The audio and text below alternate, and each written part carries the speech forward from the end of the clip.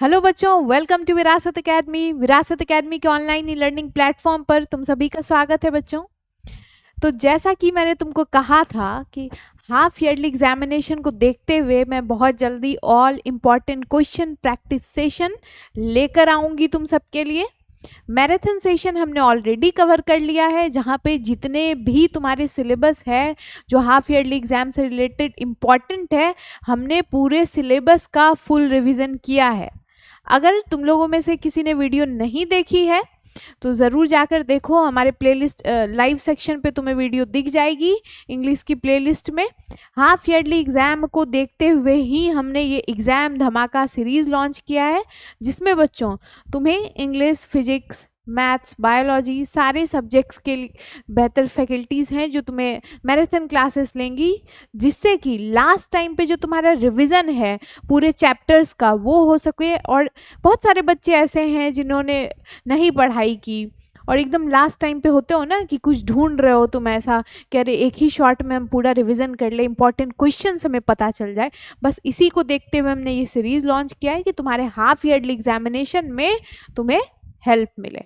ठीक है, तो जिसने नहीं देखा है जाके फुल मैराथन सेशन देखो, जिसमें मैंने पूरे सिलेबस की रिवीजन कराई है, साथ ही तुम्हें बताया है कि कैसे राइटिंग सेक्शन में कैसे हम नोटिस राइटिंग लिखते हैं, लेटर राइटिंग फॉर्मल इनफॉर्मल लिखते हैं, कैसे आर्टिकल राइटिंग लिखते हैं, और हम कैसे पैसेज को ट्रिक के साथ सॉल्व कर सकते हैं। साथ ही तुम्हारे लिटरेचर सेक्शन पे जो बहुत ही मेजर डोमिनेट रोल प्ले करता है, क्योंकि पूरे के पूरे 40 नंबर इस सेक्शन से आते हैं बच्चों। तो लिटरेचर सेक्शन को देखते हुए हमने सारी समरी उस दिन पढ़ ली थी, सारी स्टोरीज जो इंपॉर्टेंट है तुम्हारे एग्जाम से रिलेटेड, हमने सब कुछ उस सेशन में कवर कर लिया है। आज इस सीरीज में जैसा कि मैंने तुम सबको बोला था कि सारे इम्पॉर्टेंट क्वेश्चन के प्रैक्टिस हम करने वाले हैं जो तुम्हारे लिटरेचर सेक्शन से रिलेटेड है। तो चलो बकल अप, सब तैयार हो जाओ, शुरू करते हैं आज का क्लास। ओके बच्चों, आई होप अच्छे से आवाज़ आ रही हो तुम सबको। चलो तो स्टार्ट करते हैं आज का क्लास। जितने इंपॉर्टेंट क्वेश्चन हैं तुम्हारे हाफ ईयरली एग्जामिनेशन को देखते हुए हम लिटरेचर सेक्शन के वो सारे क्वेश्चन को आज क्या करेंगे, सॉल्व करेंगे साथ में।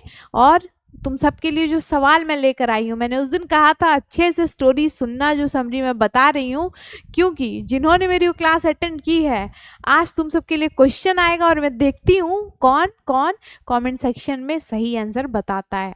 ठीक है, चलो स्टार्ट करते हैं हमारा सेशन। सबसे पहले हम फ्लेमिंगो से स्टार्ट करेंगे, जो तुम्हारे फ्लेमिंगो पर्टिकुलर इस बुक के सेक्शन में जितने इंपॉर्टेंट तुम्हारे चैप्टर्स हैं तुम्हारे हाफ ईयरली एग्जाम को देखते हुए उन सारे इंपॉर्टेंट क्वेश्चन को हम प्रैक्टिस करने वाले हैं। सो एक सॉर्ट ऑफ आइडिया तुम्हें लग जाएगा। तो चलो, लास्ट लेसन चैप्टर का नाम है, तो लास्ट लेसन किसने लिखा है, अल्फोंसे डोरे ने लिखा है। अल्फोंसे डोरे ने लास्ट लेसन चैप्टर लिखा है। उससे रिलेटेड जो भी इंपॉर्टेंट इस चैप्टर से रिलेटेड बच्चों क्वेश्चन है, उन सारे क्वेश्चन को बच्चों आज के सेशन में हम डिस्कस करने वाले हैं। तो लास्ट सेशन का जो सबसे पहला क्वेश्चन हम देखने वाले हैं, what is the significance of the title last session. जो पर्टिकुलर टाइटल है द लास्ट लेसन का टाइटल क्या सिग्निफिकेंट रोल प्ले करता है। कोई भी पोएम्स हो, कोई भी स्टोरीज हो, सबसे इंपॉर्टेंट इस टाइप के क्वेश्चन आएंगे कि पर्टिकुलरली तुम्हें चैप्टर को मेंशन करके ये पूछ दिया जाएगा क्या सिग्निफिकेंट रोल प्ले कर रहा है ये चैप्टर। इसलिए मैंने उस दिन अच्छे से समरी करवाई है सारे चैप्टर्स की, कि तुम्हें आइडिया मिल जाए कि चैप्टर किस बारे में है, क्या कहना चाह रहा है, स्टोरी लाइन क्या है। ठीक है, जिसने नहीं देखा है ज़रूर जाकर देखना, तुम सबके लिए ही हेल्पफुल है। तो चलो लास्ट लेसन जो हम देख रहे हैं, तो in the last lesson French, a young boy initially represents indifference and carelessness towards his studies।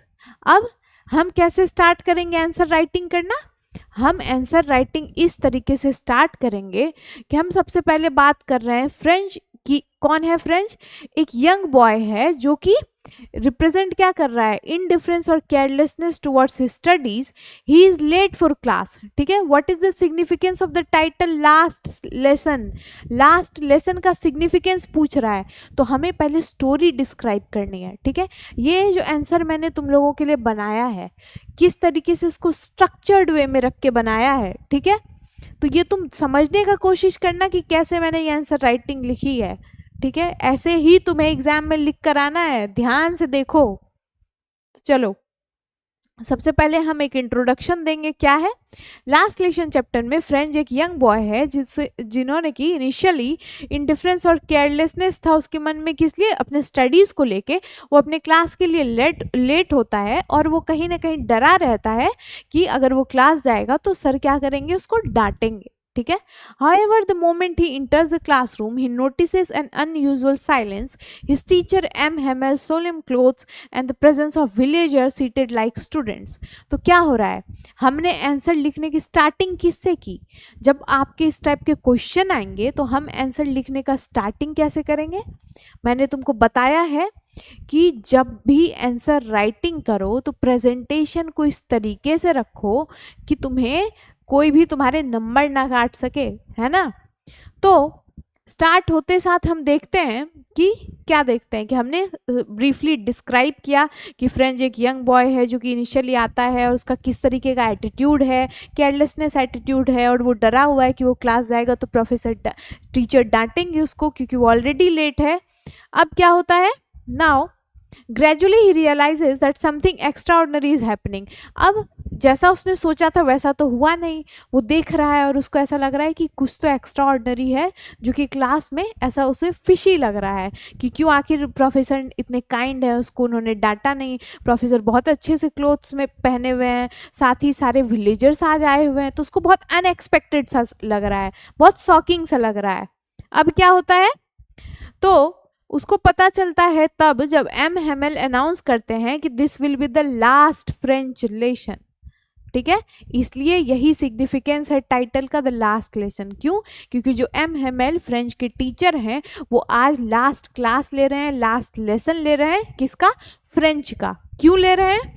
जिन्होंने कि उस दिन वो समरी समझी है, जो मैंने क्लास ली है मैराथन की, अगर जिसने अटेंड किया है तो उसको ये पता होगा कि क्यों फ्रेंच ने एल जो है लास्ट लेसन ले रहे हैं फ्रेंच का। क्योंकि हुआ क्या था? ये स्टोरी किस टैगलाइन पे बेस है? फ्रैंको प्रूशियन वॉर होता है। इस वॉर के बाद क्या होता है? जो जर्मन है, जो प्रूशियन है, वो जर्मन लैंग्वेज को क्या कहते हैं कि अब से जर्मन लैंग्वेज ही बोला जाएगा, फ्रेंच नहीं बोला जाएगा। क्यों? क्योंकि फ्रेंच पे प्रूशियन ने क्या किया है? एक सॉर्ट ऑफ कब्जा कर लिया। तो इस वजह से वो अपने लॉज ला रहे हैं कि अब फ्रेंच नहीं बोला जाएगा, अब जर्मन बोला जाएगा। तो इस वजह से जो एम हेमेल है वो आज अपनी आखिरी क्लास ले रहे हैं, इसलिए टाइटल का नाम है लास्ट लेसन। इसी को डिस्क्राइब करते हुए लिखा है उन्होंने, French feel a deep regret for neglecting his mother tongue.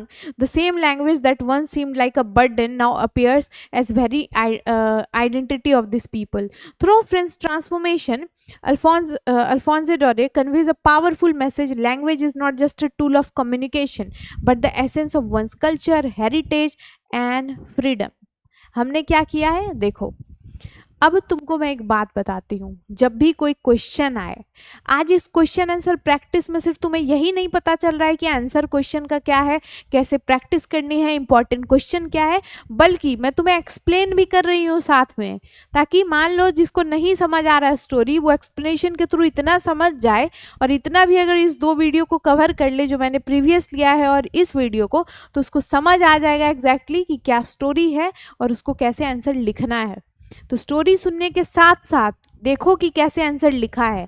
जब भी कोई क्वेश्चन आए जो पर्टिकुलर टॉपिक से रिलेटेड उसका सिग्निफिकेंस पूछा जा रहा हो, तो सबसे पहले हम इंट्रोड्यूस करेंगे कि स्टोरी कैसे स्टार्ट हुई, किस बारे में है। जैसे हमने देखा कि फ्रेंच है, जो एक यंग बॉय है जो कि अपने स्कूल लेट हो रहा है, तो लेट हो गया उस क्लास के लिए, उसे डर लग रहा है कि उसके टीचर डांटेंगे, बट जब वो क्लास एंटर किया तो उसकी टीचर ने उसे नहीं डांटा, और देखा कि सारे विलेजर्स वहाँ हैं, तो एक अनयूजुअल सा उसको लगा कि ऐसा कैसे हो रहा है। ठीक है, तो इस तरीके से हमें डिस्क्राइब करते हुए अपने आंसर को कंक्लूड करना है कि लैंग्वेज पे कि क्यों पावर लास्ट लेसन नाम रखा गया है, क्योंकि ये पावरफुल मैसेज देता है कि लैंग्वेज सिर्फ एक टूल नहीं है, लैंग्वेज किसी की कल्चर आइडेंटिटी होती है, हेरिटेज होती है, किसी का फ्रीडम होता है।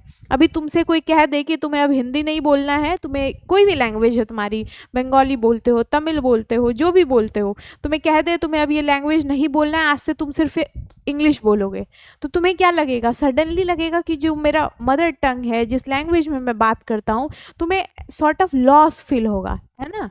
इसलिए लास्ट लेसन ये चैप्टर का नाम है, ठीक है। ये पूरे आंसर को देख लो किस स्ट्रक्चर में लिखना है। अब ये तो हमने समझ लिया, जब भी आप आंसर लिखेंगे तो जो इम्पोर्टेंट पॉइंट्स है, जैसे मैंने कल्चर, हेरिटेज, फ्रीडम पे हाईलाइट किया है, केयरलेसनेस पे हाइट किया है, फिर हाईलाइट किया है, फिर हम जर्मन प्रूशियन पे हाईलाइट कर देंगे, ठीक है। जो इस टाइप के इम्पॉर्टेंट टर्म्स हैं, जो कि कीवर्ड्स हैं, हमें कीवर्ड्स को अच्छे से क्या करना है? हाईलाइट करना है, क्योंकि एग्जामिनर बेटा जब तुम्हारी कॉपी चेक कर रहे होंगे तो वो आंसर की प्रेजेंटेशन देखते हैं, और जो तुमने हाईलाइटेड वर्ड्स लिखा है, टू द कट जो आंसर होते हैं, दिस दैट इज व्हाट, ये घुमा के नहीं कि this is because of this that, इतना नहीं, वो देखते हैं कट टू कट की जो क्वेश्चन है उससे रिलेटेड आंसर अगर तुमने हाईलाइट कर दिया है, जो इंपॉर्टेंट की टर्म्स हैं, तो समझो तुम्हें पूरे नंबर मिल गए, ठीक है। तो ये तुम्हारा प्रेजेंटेशन स्किल होना चाहिए, जिसमें तुम्हें चूकना नहीं है। चलो, अब तुम्हें समझ आ गया। इसी तरीके से जो मैं फर्दर क्वेश्चंस करवाऊंगी, इन सारे क्वेश्चन को वैसे ही तुम्हें टैकल करना है, ठीक है। इसको मैंने एक्सप्लेन करके बताया। अब नेक्स्ट क्वेश्चन हम देखते हैं।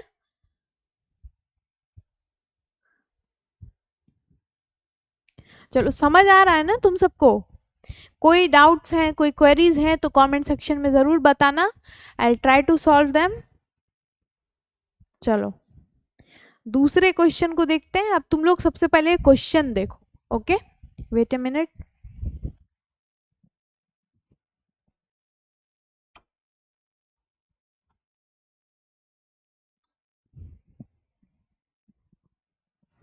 चलो, देख लिया question? So let's see, what role does M. Hamel play in the story and how does his character highlight the theme?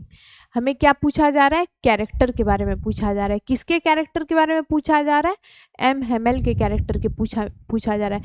M Hamel कौन है? अभी मैंने बताया। चलो जल्दी से बताओ, एम हेमेल कौन है?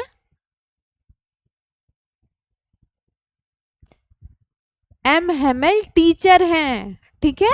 कौन है M Hamel? M Hamel teacher हैं। किसके टीचर हैं? ये फ्रेंच पढ़ाते थे, ठीक है। फ्रेंच लैंग्वेज पढ़ाते थे, वो फ्रेंच के टीचर हैं। तो पूछा जा रहा है कि एम हेमेल क्या रोल प्ले करते हैं स्टोरी में, और how does his character highlight the theme. अब देखो, मैं ऐसे क्वेश्चंस क्यों ला रही हूँ तुम्हारे लिए? तुम्हें पर्टिकुलरली ये समझ आए क्या कि तुमसे क्या पूछा जा रहा है। सबसे पहले क्वेश्चन के थ्रू ये समझना, हर एक चैप्टर का, ये तो तुम्हें अच्छे से पता होना चाहिए कि हर एक चैप्टर का बच्चों कि क्या स्टोरी है, किस बारे में स्टोरी है। जैसे क्या लास्ट लेसन के बारे में क्या था कि टाइटल लास्ट लेसन क्या सिग्निफिकेंट रोल प्ले कर रहा है, ठीक है। तो हमें क्या करना है, जो टाइटल है वो क्यों ऐसा टाइटल है वो तभी पता चलेगा जब हम स्टोरी समझेंगे। इसलिए मैंने कहा था स्टोरी की समरी जो मैंने कवर कराई है वो जरूर जाकर देखना, पता होना चाहिए तुम्हें, ठीक है। इससे रिलेटेड दूसरा कौन से टाइप से रिलेटेड क्वेश्चन आता है? जो भी पर्टिकुलर स्टोरी है, जो भी पर्टिकुलर पोएम है, प्रोज है, तुम्हें कैरेक्टर पता होना चाहिए कि कैरेक्टर्स कौन कौन से हैं, ठीक है। अब लिटरेचर के स्टूडेंट हो तुम सब, अगर तुम एग्जाम दे रहे हो तो कैरेक्टर के बारे में तो तुम्हें पता होना ही चाहिए ना कि स्टोरी के कैरेक्टर कौन है।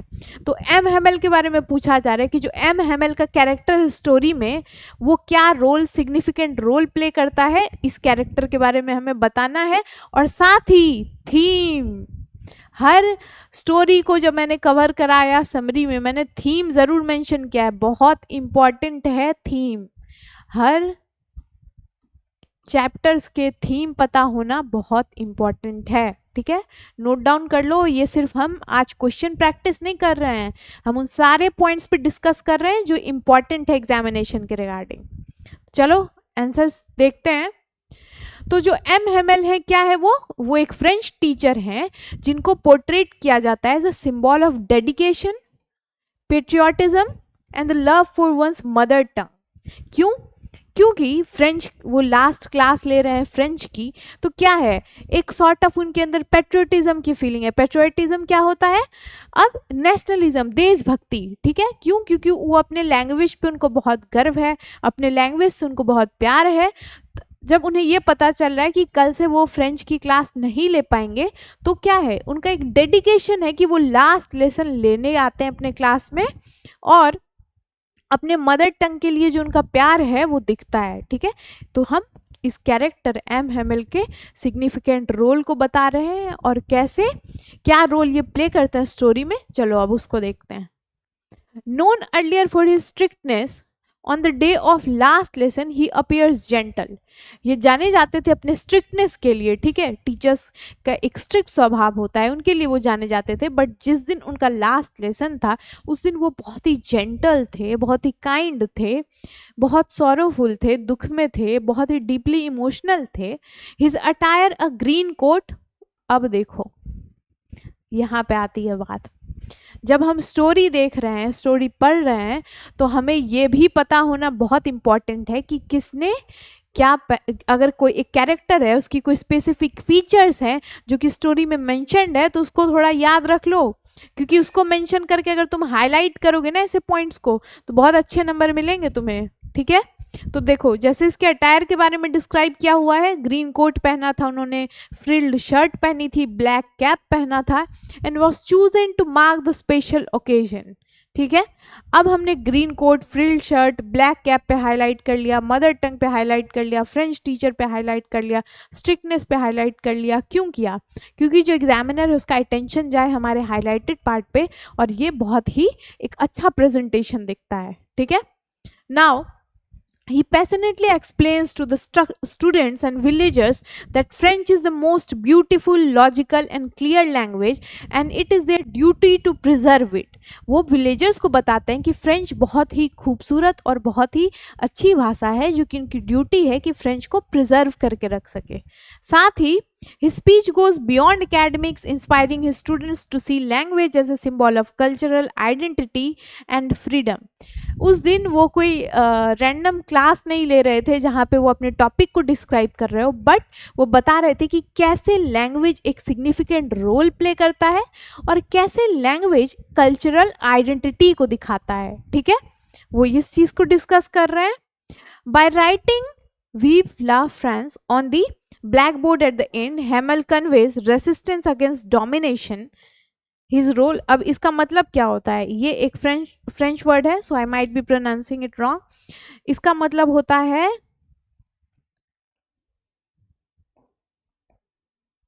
लॉन्ग लिव, ठीक है। मतलब क्या हुआ, लॉन्ग लिव फ्रांस, मतलब फ्रांस अमर रहे, ठीक है। इस पर्टिकुलर फ्रेंच टर्म का मीनिंग होता है लॉन्ग लिव फ्रांस, मतलब फ्रांस अमर रहे, ठीक है। ऑन द ब्लैकबोर्ड, ब्लैकबोर्ड पे उन्होंने लिखा ये, और हेमेल ने कन्वे किया एक रेसिस्टेंस अगेंस्ट डोमिनेशन। जो डोमिनेशन किनका था, प्रूशियन का। प्रूशियन कौन होते हैं, जर्मन्स, ठीक है। उनको जर्मन कहा जाता है क्योंकि जर्मन ने कैप्चर कर लिया था फ्रेंच पे। फ्रेंच लैंग्वेज सीखने बोलने से उन्होंने रोक लगा दी थी, अब उनको ये लैंग्वेज नहीं बोल पाते थे, तो इसलिए एक रेसिस्टेंस था उनके मन में, एक किसके लिए, जर्मन के डोमिनेशन के लिए, ठीक है। His role highlight the central theme, हमें पूछा गया था highlight the theme, theme highlight करना है, तो इसलिए लास्ट में हम क्या करेंगे, क्या थीम है इसका, that language is not merely a tool of communication but a bond of unity, identity and national pride. तो थीम क्या होता है, कोई भी तुम पर्टिकुलर चैप्टर पढ़ रहे हो, पोएम पढ़ रहे हो, कुछ भी पढ़ रहे हो, थीम का मतलब होता है उस पर्टिकुलर स्टोरी से तुम्हें क्या देखने और सीखने को मिलता है, ठीक है, क्या उससे तुम सीख रहे हो, यही थीम होता है। नाउ समझ आ गया तुम्हें ये। चलो नेक्स्ट क्वेश्चन पे पढ़ते हैं हम आगे।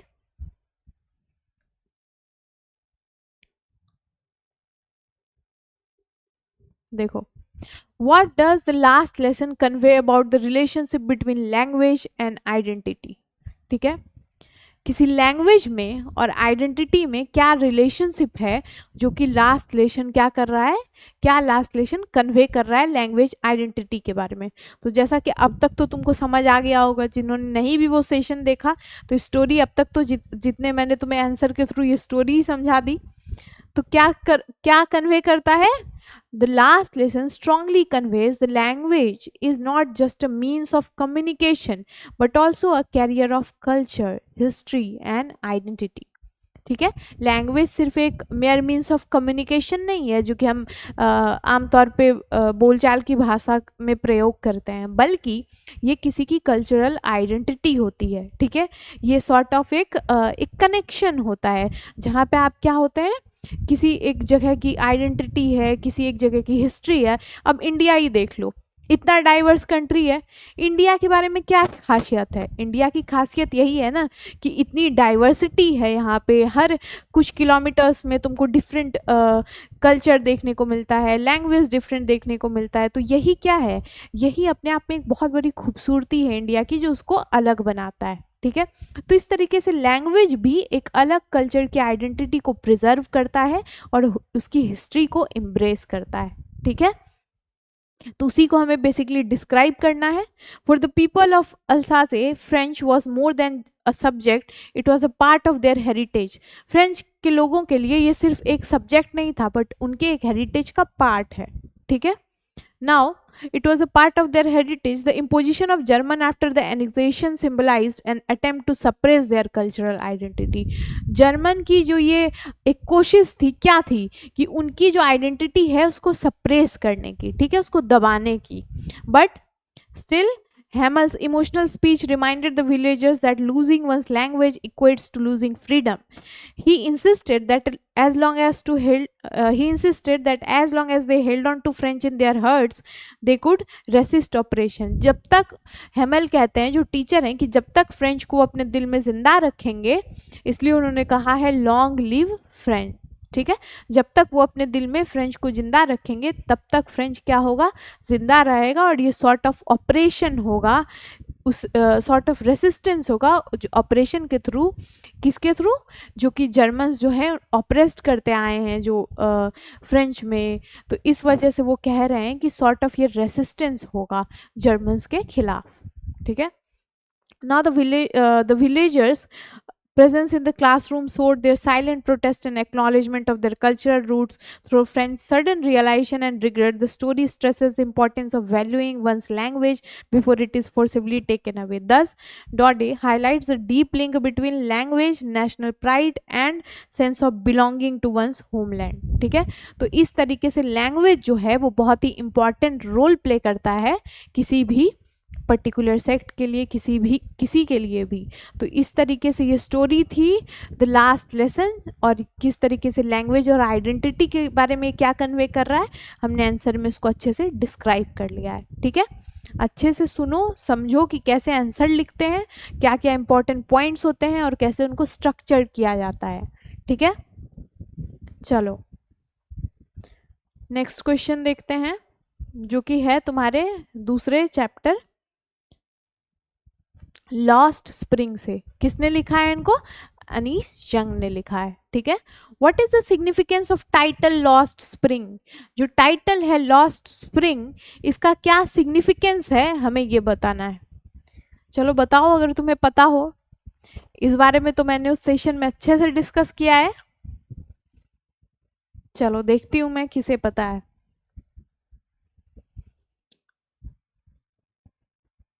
क्या है लॉस्ट स्प्रिंग? क्या बताया था मैंने? यही बताया था ना कि लॉस्ट स्प्रिंग हाईलाइट करता है उस चाइल्डहुड। स्प्रिंग टाइम क्या होता है? स्प्रिंग टाइम ऐसा होता है जब सब कुछ ब्लॉसम हो रहा होता है, एक नई उसमें चमक होती है, जो फ्लावर्स होते हैं वो ब्लूम होते हैं, जो ट्रीज़ है तुम्हें उनमें नए पत्ते दिखते हैं। तो सॉर्ट ऑफ किसको दिखाता है? एक रिजॉइस को, एक नए आकार को, जो कि हमने किससे कंपेयर किया है स्टोरी में? चाइल्डहुड से, कि जैसे बचपने में तुम सब कुछ एक बचपने को एंजॉय करते हो, एक स्प्रिंग टाइम होता है तुम्हारे लाइफ का। तो लॉस्ट स्प्रिंग का मतलब हो यहाँ पे एड्रेस कर रहे हैं अनीस जंग, किस बारे में कर रहे हैं एड्रेस, इस बारे में कि किस तरीके से किसी जो चाइल्ड लेबर हैं, जो आज तुम देख रहे हो कि भले ही वो इलीगल है बट स्टिल चाइल्ड लेबर की वजह से जो बच्चों का जो स्प्रिंग टाइम होता है वो खो जाता है, इसलिए चैप्टर का नाम है लॉस्ट स्प्रिंग। ठीक है, तो क्या सिग्निफिकेंस है इसी को हमें डिस्क्राइब कर देना है। Lost Spring highlights the grim social issues of child labour, poverty, exploitation and social injustice. ठीक है, इन सबको हाईलाइट करते जाओगे तुम एग्जाम में। ठीक है, हाईलाइट दैट मीन्स अंडरलाइन करते जाओ, जो भी पेन है जिससे एग्जाम में लिख रहे हो उसको अंडरलाइन करते जाना, जो इंपॉर्टेंट की टर्म्स तुम्हें दिखते हैं। ठीक है, मैं तुम्हें आइडेंटिफाई करवा रही हूँ कि कैसे की टर्म्स इंपॉर्टेंट होते हैं, जैसे किस बारे में है ये child labour, poverty, exploitation, social injustice, इस बारे में हाईलाइट कर रहा है ये लॉस्ट स्प्रिंग चैप्टर। अब जो साहिब आलम है, साहिब इसका शॉर्ट नेम है, story shows how migrants and slum dwellers struggle for survival with children scavenging garbage instead of studying. किस तरीके से माइग्रेशन की वजह से, अब ये स्टोरी क्या थी, चलो थोड़ा मैं ब्रीफ इंट्रो दे देती हूँ तुमको। ये स्टोरी है साहिब आलम की, जो कि बांग्लादेश ढाका का रहने वाला था, एक रैक पिकर है, कचरा बीनने वाला है, जो कि इंडिया दिल्ली के आउटस्कर्ट्स में रह रहा है। वो इंडिया क्यों माइग्रेट हुए हैं, इसलिए क्योंकि वहाँ पे फ्लड आ गया था जिस वजह से उनका सब कुछ चला गया, तो अपने सर्वाइवल के लिए वो यहाँ आए हैं और कचरा बीन कर ऐसे काम करके वो खुद को क्या करता है, उससे जो कॉइन्स मिलती है वो और जो कुछ ऐसे सामान मिलते हैं उसको बेचकर वो अपना सर्वाइवल करता है। ठीक है, तो यही स्टोरी है।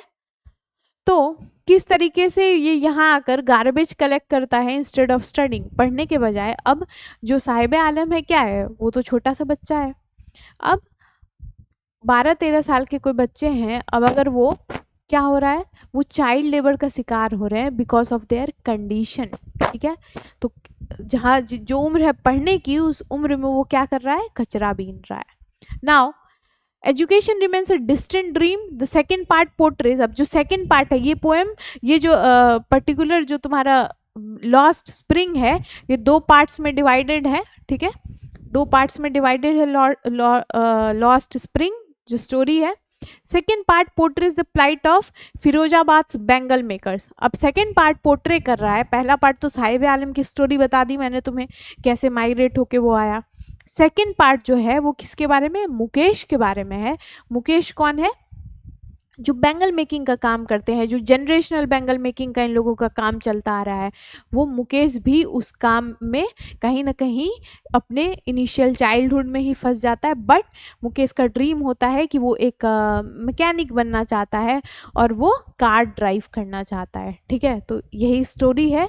एक 2 इंस्टेंस है जिसको लेके अनीश जंग ने लॉस्ट स्प्रिंग रखकर एक चाइल्डहुड के कंडीशन को बताया कि चाइल्ड लेबर का कैसे दोनों सिचुएशन में शिकार हैं। ठीक है, तो फिरोजाबाद के बैंगल मेकर हैं जो कि विक्टिम्स है पॉवर्टी के, हजार्डस वर्किंग कंडीशंस के एंड सोशल कस्टम्स के। They are trapped in exploitative system controlled by money lenders and middleman. ठीक है, जेंडर इनइक्वालिटी भी इनके अंदर एविडेंट है, क्योंकि women share the same hardships without recognition, क्योंकि औरतें भी सेम हार्डशिप्स में हैं, बैंगल मेकिंग के काम में है, बिना रिकॉग्नाइजेशन के। वो भी उतना ही काम कर रही हैं बट कंपेयर टू मेन उनका रिकॉग्नाइजेशन क्या है, कम है।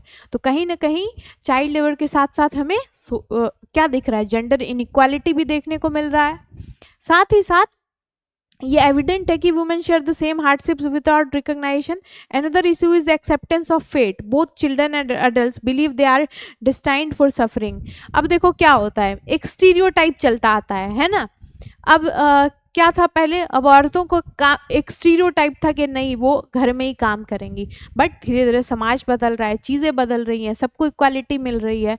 तो यही बात होता है कि एक पर्टिकुलर टाइम था जब उस पर्टिकुलर टाइम पे क्या था, इनइक्वालिटी थी। तो इसी बारे में बात हो रहा है कि डिस्पाइट जो है कुछ चीज़ें ऐसी होती हैं कि लोग उसको स्टीरियोटाइप बना के चलाते आते हैं। ठीक है। तो उनको ऐसा लगता है कि वो इसी काम के लिए बने हैं, इसलिए वो सफ़र कर रहे हैं, making the cycle difficult to break. Anees Jung uses a blend of real life anecdotes, irony and empathy to highlight these issues, making her narrative powerful and touching. The essay is called to awaken society to the plight of millions of children whose childhood is stolen. तो इस particular lost spring के द्वारा अनीश जंग ये बताना चाहती हैं कि बहुत सारे ऐसे जो बच्चे हैं वो क्या हो रहे हैं, उनका बचपना छिन रहा है। किस वजह से? चाइल्ड लेबर जैसे इश्यूज़ के वजह से। ठीक है, यही स्टोरी है। अब जैसे क्वेश्चन मैं करा रही हूँ, वापस से तुम्हें स्टोरी भी समझा दे रही हूँ कि तुमको बेहतर क्लैरिटी मिल जाए और सब सॉल्व करके आ सको। ठीक है, कुछ भी क्वेश्चन इन सब के रिगार्डिंग आएगा, तुमने अगर वीडियो देखी है तो सॉल्व ज़रूर करके आना, छोड़ना मत।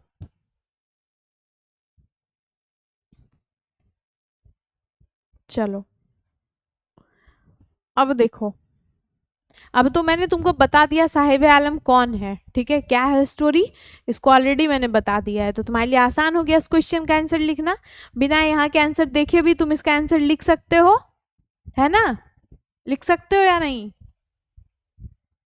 चलो,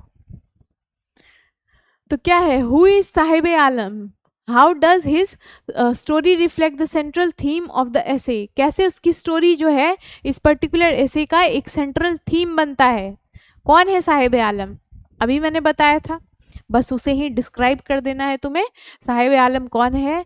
whose name ironically means lord of universe, but वो एक रैक पिकर है जो कि सेमापुरी दिल्ली में रहता है। उसकी फैमिली माइग्रेट हुई है ढाका बांग्लादेश से। After floods destroyed there fields, Sahib जो है अपना दिन एक गार्बेज कलेक्ट करने में बिताता है। कॉइन्स, स्क्रैप्स और फूड उससे वो कलेक्ट करता है, जो कि उसके लिए गोल्ड की तरह है। क्यों? क्योंकि अब जहाँ सर्वाइवल पे क्वेश्चन, अगर उसे कुछ भी मिल जाए तो उसको क्या लगता है, वो उसके लिए एक सोने के समान है। ठीक है, although deprived of education and basic needs, he find occasional joy in the little treasures from garbage. Later he starts working at a tea stall, earning 800 a month. बाद में धीरे धीरे क्या होता है, वो जब रैक पिकर से वो बाद में एक टी स्टॉल पे काम करने लगता है, जहाँ उसे 800 महीने के मिल रहे हैं। बट क्या होता है, जब वो रैक पिकर था वो रैंडमली घूमता था, वो कहीं ना कहीं उसमें वो एक दिखता था इनोसेंस। बट जब बाद में अनीश जंग जाते हैं और देखते हैं कि अब जब वो टी स्टॉल में काम करता है तो वो ज़्यादा रिस्पॉन्सिबल है, उसका चाइल्डहुड खो गया है, एक एम्प्लॉयर की तरह हो गया है वो। ठीक है, तो इस तरीके से Anees Jung uses Saheb as a representative of countless marginalised children who despite having names filled with hope and meaning live a life of deprivation. His story emphasizes the irony of lost dreams. तो साहिब आलम एक कैरेक्टर है जिसके through Anish जो हमारे story के through Sahib आलम character के through क्या पता चल रहा है। मनीष जंग ये बता रहे हैं कि साहिब आलम एक कैरेक्टर है जिसके थ्रू हमने एक बहुत सारी ऐसी स्टोरीज़ को हम इमेजिन कर सकते हैं, ऐसे मार्जिनलाइज्ड बच्चों की जो कि इस इशू के शिकार हैं और उनको अपने हिसाब से उनकी ज़िंदगी जीने भी नहीं मिल पा रही है और उनका चाइल्डहुड क्या हो गया है, ख़त्म हो गया है। ठीक है, चलो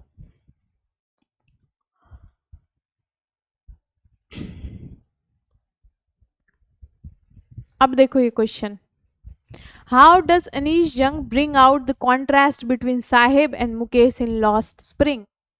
ठीक है, मैंने दोनों कैरेक्टर डिस्क्राइब कर दिया है तुम्हें, साहिब को भी और मुकेश को भी अभी बताया जस्ट। चलो अब बताओ तुम सब, थोड़ा दिमाग लगाओ, खुद से क्वेश्चन सॉल्व करना सीखो। जब तक प्रैक्टिस नहीं करोगे नहीं होगा। जो अनीश जंग है वो प्रेजेंट कर रहे हैं साहिब और मुकेश, दो कैरेक्टर हैं ये, as two faces of India's deprived childhood, highlighting both despair and hope. ठीक है, ये दोनों बच्चों के थ्रू जो ऑथर हैं वो चाइल्ड लेबर जैसे एक हजार्डस कंडीशन के बारे में बता रहे हैं कि कैसे दो बच्चे डिफरेंट प्लेसेस से होके क्या कर रहे हैं, सोशल इनजस्टिस का शिकार हैं, किस तरीके से उनकी चाइल्डहुड लॉस्ट हो चुकी है। तो हमें पता था साहिब एक रैक पिकर है, ठीक है, रैक पिकर मतलब कचरा बीनने वाले, सेमापुरी दिल्ली में रहता है वो, रिप्रेजेंट कर रहा है endless cycle of poverty with little chance of escape. His life revolves around garbage heaps and even when he takes a job at a tea stall he loses his carefree independence. ठीक है, despite कि उसको tea stall पे एक job मिल गई है जहाँ उसे 800 मिल रहे हैं, स्टिल क्या होता है, उसका कहीं ना कहीं जो इंडिपेंडेंट नेचर है वो ख़त्म हो जाता है, क्योंकि अब कहीं पे वो एम्प्लॉयड है तो वहाँ के वो काम करने में लग जाता है इतनी छोटी उम्र में। और दूसरी तरफ हम देखते हैं मुकेश को, जो कि फिरोज़ाबाद के बैंगल मेकर्स हैं, और उसके अंदर एक रेजिलियंस है, डिटर्मिनेशन है, अनलाइक हिज फैमिली जो कि बैंगल मेकिंग को एज ए डेस्टिनी एक्सेप्ट कर लिया कि अरे हमारी किस्मत में यही है तो हम यही करेंगे। बट मुकेश अलग सोचता है, मुकेश को क्या करना है, मुकेश को मैकेनिक बनना है, वो कार ड्राइव करना चाहता है, यही उसकी ख्वाहिश है कि वो मोटर मैकेनिक बनना चाहता है। Though his resources are limited, his courage to aspire for a different life makes him unique. Saheb story is one of resignation while Mukesh story is of resistance. Saheb की स्टोरी क्या है, एक सॉर्ट ऑफ रेजिग्नेशन को दिखाती है। रेजिग्नेशन मतलब वो अपने सिचुएशन में एडजस्ट हो गया, उसकी इंडिपेंडेंस चली गई, और सॉर्ट ऑफ अब उसका कोई अपना से नहीं है। बट जो मुकेश है उसकी स्टोरी से क्या देखने को मिलता है, एक रेसिस्टेंस देखने को मिलती है कि वो उन लोगों में ही मिलकर नहीं रहना चाहता, वो चाहता है कि वो लाइफ में कुछ अलग करे, कुछ अच्छा एस्पायर करे, ठीक है, रेदर देन जो एक ट्रेडिशन चलता आ रहा है। तो इस तरीके से ये दो कॉन्ट्रास्टिंग कैरेक्टर्स हैं जो अनीश जंग ने एम्फेसाइज किया है कि most poor children lose their spring to exploitation, a few dare to dream beyond bondage. बहुत सारे बच्चे हैं जो कि इस एक्सप्लॉयटेशन में वो भी खुद को समझ लेते हैं कि उनकी डेस्टिनी यही है, वही करना है, बट बहुत ही कम ऐसे होते हैं बच्चे जिनमें करेज होती है कि वो अपनी डेस्टिनी को चेंज कर सके, ठीक है। तो इसी तरीके से जो मुकेश है और साहिब है, एक दो कॉन्ट्रास्टिंग कैरेक्टर है। जो मुकेश है उसमें कहीं ना कहीं रेसिस्टेंस है, वो कुछ नई चीज़ करना चाहता है, और जो साहिब है, साहिब आलम क्या है, वो अपनी सिचुएशन और कंडीशन में उसी तरीके से ढल जाता है, ठीक है। तो यही दो कॉन्ट्रास्टिंग फीचर्स हैं। चलो अब हम डीप वाटर देखते हैं जो कि विलियम ओ डगलस ने लिखा है, ठीक है। विलियम ओ डगलस ने डीप वाटर लिखा है। How did the incident at the YMCA pool affect Douglas. अब जब मैं तुम्हें पढ़ा रही थी, ठीक है, जब मैंने समरी कराई थी, मैंने तुमको क्लियरली बोला था कि जो छोटे छोटे ऐसे डिटेल्स होते हैं ना, जैसे पूल का नाम है, एक पर्टिकुलर लोकेशन है, या कोई कैरेक्टर है, जैसे तुमने क्या देखा था, MML के शर्ट को डिस्क्राइब कर रहे थे कि कैप को डिस्क्राइब कर रहे थे, तो कुछ इस टाइप के जो शॉर्ट्स और डिस्क्रिप्शन है ना स्टोरी में, इसको दिमाग में रखा करो। उसको अगर तुम आंसर में मेंशन करते हो ना, तो बहुत अच्छा तुम्हारा इंप्रेशन जाएगा, उसको हाईलाइट कर दिया करो, मतलब अंडरलाइन कर दिया करो, तो क्या होगा बच्चों, ये तुम्हारे और अच्छे मार्क्स ला सकता है। 40 नंबर का है लिटरेचर सेक्शन, तो बहुत स्मार्टली हमें आंसर करना है कि हमें इसमें एटलीस्ट 35+ तो मिलना ही चाहिए, है ना। चलो अब क्या होता है, William Douglas' terrifying experience at the YMCA pool left a lasting psychological impact. अब how did the incident at YMCA pool affect Douglas? किस तरीके से YMCA pool में जो इंसिडेंट हुआ उसने डॉगलस को अफेक्ट किया। अब हमें इसको एक्सप्लेन करने से पहले ये बताना होगा कि क्या इंसिडेंट हुआ था, ठीक है। सबसे पहले वो डिस्क्राइब करेंगे हम। तो William Douglas terrifying experience eight YMCA pool left a lasting psychological impact. As a child, he already feared water due to childhood incident at beach with his father. तो क्या हुआ था, जब वो बच्चा था, जब वो बीच में गया था, तो वो मोस्टली क्या होने वाला था, डूबने वाला था, ठीक है। तो एक टेरिफाइंग उसके अंदर एक फियर था, कहीं ना कहीं क्या होता है, वो एक टेरर बन जाता है मन में, उसे हॉन्ट करता है। At the pool, a big boy suddenly picked him up and tossed him into the deep end. और जब वो YMCA पूल की तरफ खेल रहा था, जब वो 11-12 साल का होगा, तो एक बड़ा सा लड़का था जो आके उसे पूल में ढकेल देता है, और उस पूल में उसे ऐसा लगता था कि वो उसने अपने लाइफ को बहुत करीब से जाते देखा, और ये उसके मन में डर बैठ गया पानी का, ठीक है। अब देखो क्या होता है, तो Douglas tried to save himself by planning to push upward and paddle to the side, but panic overwhelmed him when he sank because back into the water. He struggled desperately, but his effort failed and he lost consciousness. Though he was rescued, the near drowning incident left him traumatized. ये जो incident था जो बचपन में इनके साथ हुआ था पूल में, उससे क्या हुआ, ये बहुत ट्रॉमेटाइज्ड हो गए और उनको कहीं ना कहीं पानी का खौफ बैठ गया। ठीक है, बहुत सालों तक उन्होंने पानी में जाना अवॉइड किया, जैसे river, lakes, pools, even fishing trips, denying himself as the pleasure of water activities. जितने भी वाटर एक्टिविटीज़ के प्लेजर होते हैं उन सब से वो खुद को रोकते रहे, और his fear grew into a phobia that controlled his life. और ये जो डर था उनका वो एक सॉर्ट ऑफ फोबिया में कन्वर्ट हो गया। फोबिया क्या होता है, जब आपको किसी चीज़ का डर बैठ जाए। ठीक है, अब जैसे अगर आपको अभी एग्जाम का डर मन में बैठ गया होगा, आपको लग रहा है यार इंग्लिश कैसे कवर करेंगे, हमने तो पूरे साल नहीं पढ़ाई की, हाफ ईयरली एग्जाम आ गए, ये क्या है, तुम्हारा एग्जाम फोबिया है। तो इस तरीके से डॉगलस को भी क्या हुआ, एक फोबिया हो गया। ठीक है, किससे, पानी से। दस the YMCA incident was a turning point showing how one traumatic event can create a deep life long fear if not controlled courageously. तो ये इंसिडेंट क्या दिखाता है कि कैसे आपका लाइफ का एक छोटा सा इंसिडेंट आपकी लाइफ को बहुत ही बदल देता है। वो फियर आप में डेवलप हो जाता है और आप कहीं ना कहीं उस चीज़ से ट्रॉमेटाइज्ड होते हो। ठीक है, चलो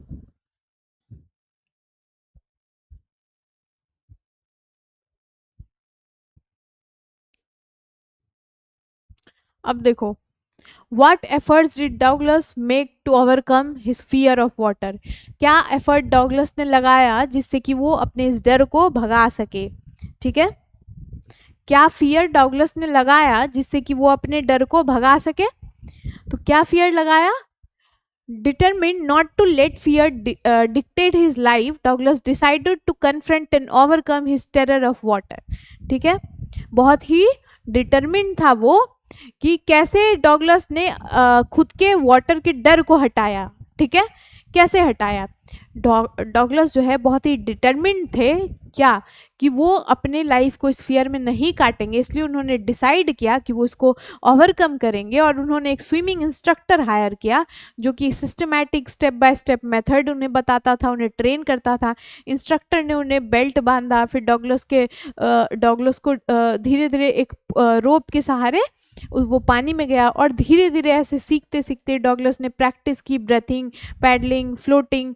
as a instructor guided him across the pool. Gradually उसने एक प्रॉपर स्ट्रोक लिया और फिर कॉन्फिडेंस उसका आ गया। However even after mastering the technique the old fear would sometimes resurface unexpectedly. But क्या होता है कि ऑल्दो वो सीख रहे हैं और उन्हें लगता है कि वो अब उस करीब पहुंच गए हैं जहां उन्होंने कंप्लीटली सीख लिया है, बट जो चाइल्डहुड ट्रॉमा था उनके साथ वो उनके फियर को कहीं ना कहीं क्या कर देता था, ओवर पावर कर देता था। ठीक है, तो to completely conquer it Douglas challenged himself by swimming alone in different water bodies. अब खुद को चैलेंज करने के लिए डॉगलस ने क्या किया, डिफरेंट वाटर बॉडीज में, जैसे कभी रिवर में कभी लेक में वो जाने लगे स्विम करने के लिए। Each time he felt panic rising he concisely recollect the instructor's lesson and his own determination. With persistent practice and courage Douglas finally overcome his fear. ठीक है, तो ये स्टोरी क्या दिखाती है, डॉगलस के एफर्ट को, कि कैसे वो इतना डिटर्मिनेशन से उसने अपने इस फियर को ओवरकम किया और वो फाइनली स्विमिंग करने लगा। जो उसका डर था वो चला गया। और ये क्या होता है, ये हम स्टोरी दिखाती है कि कैसे हम फियर से खुद को ओवर पावर ना होने दें। ठीक है, चलो ये स्टोरी भी तुमने सॉर्ट ऑफ समरी सुन ही ली। अब तीसरा क्वेश्चन देखो, how does deep water highlight the theme of courage and determination. अब जो डीप वाटर है वो किस तरीके से इसकी थीम जस्टिफाई करती है करेज और डिटर्मिनेशन को, हमें ये बताना है। तो हम पर्टिकुलर क्वेश्चन पे सबसे पहले उसको सॉल्व करने से पहले हम क्या बताएंगे, डीप वाटर जो स्टोरी है, कोई भी क्वेश्चन को तुम सॉल्व करते हो, ठीक है, सबसे पहले तुम्हें उसका एक क्या करना है, एक ब्रीफ, ठीक है, इंट्रो देना है किसी भी क्वेश्चन को सीधे जो पूछा जा रहा है, क्योंकि 40 मार्क्स के लिटरेचर सेक्शन है तो mostly long answer type question है, तुम्हें जब कोई भी क्वेश्चन के बारे में पूछा जा रहा है, अगर शॉर्ट आंसर टाइप भी है तो 1-2 लाइन में इंट्रोडक्शन बता दो, लॉन्ग है तो थोड़ा और डिस्क्राइब कर दो। तो इस तरीके से यूज़ क्या करो कि सबसे पहले तुम इंट्रोडक्शन दोगे, फिर तुम्हारा मेन बॉडी होगा, मतलब मेन कॉन्टेंट, जिसमें तुम पर्टिकुलर वही चीज़ बताओगी जो क्वेश्चन तुमसे पूछ रहा है, ठीक है। और लास्टली क्या होता है, कॉन्क्लूजन, जब हम अपने आंसर को कॉन्क्लूड कर देते हैं। तो 3 पार्ट्स में डिवाइडेड है हमारा आंसर। सबसे पहला होगा ब्रीफ इंट्रोडक्शन, ठीक है, ये हो गया सबसे पहला। दूसरा क्या होगा, दूसरा होगा हमारा जब हम मेन जो बॉडी है, मतलब मेन जो कंटेंट है हमारा, मतलब क्या हुआ, मेन कंटेंट, ठीक है, जो मेन कंटेंट है हमारा, ये हो गया हमारा क्या, दूसरा। और तीसरा क्या होगा बच्चों, तीसरा होगा कंक्लूजन, ठीक है, जब हम अपनी चीज़ों को कंक्लूड कर देते हैं तो ये हो जाता है तीसरा। तो इस तरीके से कंक्लूजन, मेन बॉडी, और फिर आता है तुम्हारा ब्रीफ इंट्रोडक्शन। सबसे पहले हम किसी भी क्वेश्चन को सॉल्व करने से पहले एक स्लाइटली हम इंट्रोड्यूस करते हैं उस टॉपिक को, उसके बाद हम मेन कंटेंट लिखते हैं। मेन कंटेंट क्या, जो क्वेश्चन पूछा जा रहा है एज इट इज उसके आंसर को लिखना है, और लास्टली हम अपने आंसर को कंक्लूड कर देते हैं, ठीक है, यही करना है हमें। चलो, डीप वाटर एक पावरफुल स्टोरी है जो ओवरकम करती है फियर को करेज और डिटर्मिनेशन से। After nearly droning at the YMCA pool, Douglas developed an intense phobia of water. This fear deprived him of many joys: swimming, fishing, batting, exploring nature. However, Douglas refused to surrender it to forever. ठीक है, यहाँ तक हमने story की थोड़ी highlight insight बता दी, introduce कर दिया। अब देखते हैं how does deep water highlight theme of courage and determination. With determination जो हमारा थीम है, अब हम डायरेक्टली अपने क्वेश्चन को आंसर कर रहे हैं। ये क्या है, हमारा मेन बॉडी है। He sought help from an instructor and learned swimming through disciplined practice. Through fear occasionally returned, he confronted head on by testing himself in lakes and rivers. Each time he resisted panic with courage and recalled his training. Eventually he conquered his fear and felt victorious, free to enjoy life again. His story conveys a, अब lastly हम conclude कर देंगे कि उनकी story क्या convey कर रही है। कन्वे क्या कर रही है कि फियर नेचुरल है बट इसको हमें कंट्रोल नहीं होने देना है, करेज से हमें फियर को दूर करना है और हमें फेस करना है अपने फियर को। Douglas' determination proves that with persistence and bravery humans can overcome even the most paralyzing challenges. ठीक है, तो इस तरीके से हमने पहले इंट्रोड्यूस किया, एक शॉर्ट इंट्रोडक्शन दिया इस चैप्टर का, फिर जो क्वेश्चन पूछा जा रहा है टू द पॉइंट हमने मेन बॉडी कंटेंट में उसका आंसर लिखा, और लास्टली हमने उसको कंक्लूड कर दिया। तो यही हमारा स्ट्रक्चर होना चाहिए किसी भी क्वेश्चन आंसर राइटिंग का। इस स्ट्रक्चर को दिमाग में बैठा लो, introduction, main body, lastly conclusion, okay. और बीच में हाईलाइट कर देना इंपॉर्टेंट पॉइंट्स। इतना अगर तुम करके आ गए हो तो समझ लो तुम्हें 40 में 35 प्लस तो मिलने ही मिलने हैं, ठीक है।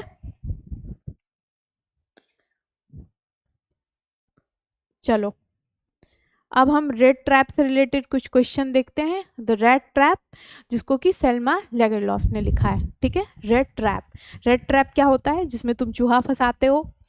कैसे एक चूहा का ट्रैप होता है, उसमें तुम अगर रोटी का एक टुकड़ा डाल देते हो, ब्रेड का एक टुकड़ा डाल देते हो, तो चूहा उसमें आती है और क्या होती है, फंस जाती है। तो वही है द रेड ट्रैप।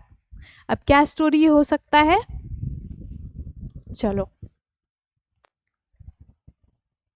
देखते हैं। How does the metaphor of the red trap explain the human predicament in the story, ठीक है, प्रेडिकेमेंट इन द स्टोरी।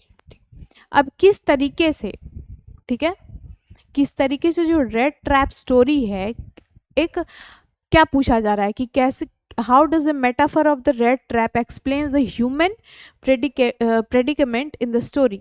तो जो सेंट्रल मेटाफर है क्या है रेड ट्रैप का, सिंबलाइज करता है life temptation and human weakness. Red trap समझ लो कि जिस तरीके से एक रैट है, रैट, और रैट क्या होता है, अगर तुम उसे ब्रेड का टुकड़ा दो तो क्या हुआ, उसके लिए फूड क्या हुआ, एक मटेरियल अट्रैक्शन हुआ, उसको वो देख के अट्रैक्ट होती है और उस ट्रैप में जाती है और फंस जाती है। उसी तरीके से जो ह्यूमंस हैं वो भी ग्रीड में फंस जाते हैं। वो कोई ऐसा मटेरियल अट्रैक्शन देखते हैं, कुछ भी ऐसा देखते हैं, वो क्या करते हैं, उस ट्रैप में फंस जाते हैं। तो यही स्टोरी है रेड ट्रैप, जो कि एक पेडलर की स्टोरी है। The peddler a poor man selling rat traps reflect that the world itself is like a rat trap, riches shelter food and comfort are like a bait. अब देखो metaphor यहाँ पे इस पर्टिकुलर क्वेश्चन में metaphorically पूछा जा रहा है कि कैसे रेड ट्रैप जो है वो एक्सप्लेन करता है human predicament in the story. तो ये क्या दिखा रहा है, ये मेटाफर के थ्रू तुम्हें बताना है। तो कौन कौन से मेटाफर हमने इसमें इस्तेमाल किए हैं, जैसे हमने रेड ट्रैप में किस तरीके से हमने ट्रैप को डिस्क्राइब किया है, ह्यूमन की वीकनेस क्या है, जैसे कि अब उसने रिचेस शेल्टर फूड कंफर्ट को एक बेड बताया है। People are drawn by greed and desire only to find themselves trapped in misery and regret. जिस तरीके से लोग जो है अपने डिज़ायर्स में फंसते जाते हैं तो क्या होता है, इससे लास्टली कुछ नहीं सिवाय दुख के मिलता है। ठीक है, this metaphor mirrors the peddler's own life when he steals crofter's 30 kronor, kronor मतलब करेंसी है वहाँ की। He feels as though he has fallen into a trap, fearing capture and punishment. However, at the Ironmaster's home, he gets a chance for redemption. The kindness of Edla, the Ironmaster's daughter, help him transform, realizing that compassion can release people from the traps of sin and selfishness. Thus, the red trap metaphor is not merely about material temptation, but also about the possibility of escape through goodness. Langerlof highlights a moral truth, kindness and empathy redeem even the most lost souls। मतलब कि जो compassion है, जो kindness है, वो किसी भी इंसान के गुनाहों से उसको दूर कर सकता है। तो जो आयरन मास्टर जिसके घर पहुंचा था ये पेडलर, तो वहाँ उसकी मुलाकात एडला से होती है, जो कि किस तरीके से अपने काइंड बिहेवियर से, कंपैशन से रेड जो पेडलर है उसके थॉट प्रोसेस को भी चेंज कर देती है और उसे लगता है कि उसने बहुत गुनाह किया है, इसलिए वो पैसे वहाँ पर रख कर और एक नोट छोड़कर चला जाता है। तो क्या था, वो बैक टू अपने उस ग्रीड से बाहर आ जाता है, उसको रियलाइज हो जाता है कि एक ट्रैप की तरह है, तो इसलिए स्टोरी का नाम है द रेड ट्रैप। ठीक है, तो मेटाफरिकली अगर हमें एक्सप्लेन करने को क्वेश्चन पूछा जाए तो मेटाफरिकली हम कैसे एक्सप्लेन करेंगे क्वेश्चन को, जिससे जिसका कंपैरिजन एक मेटाफरिकल वे में किया गया है, उस पर्टिकुलर इंस्टेंस को हमको मेंशन करना है और उसको हमें क्या करना है, अंडरलाइन कर देना है। ओके, चलो